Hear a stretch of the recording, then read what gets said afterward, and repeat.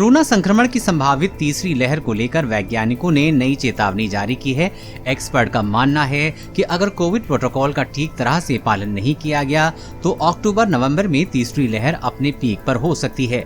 हालांकि वैज्ञानिकों का ये भी कहना है कि दूसरी लहर की तुलना में तीसरी लहर में हर दिन आने वाले नए मामलों की संख्या आधी हो सकती है।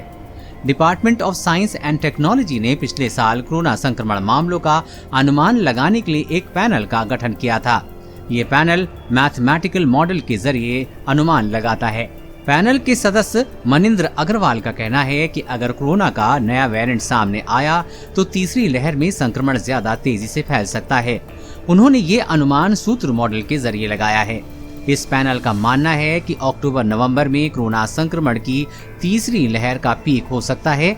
मनिंद्र अग्रवाल के अलावा इस पैनल में IIT हैदराबाद के M Vidyasagar integrated defence staff की deputy chief medical lieutenant general Madhuri Kanitkar भी शामिल हैं।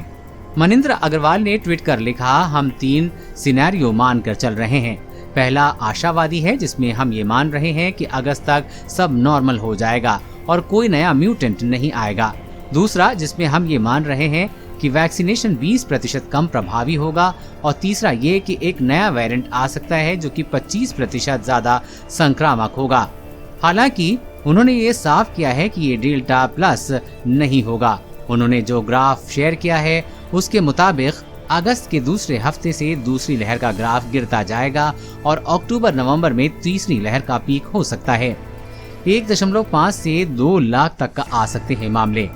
वैज्ञानिकों का मानना है कि तीसरी लहर के दौरान हर दिन कोरोना के नए केस 1.5 लाख से 2 लाख के बीच आ सकते हैं। ये दूसरी लहर के पीक से आधा होगा। दूसरी लहर के दौरान 7 मई को 4,14,000 केस दर्ज किए गए थे।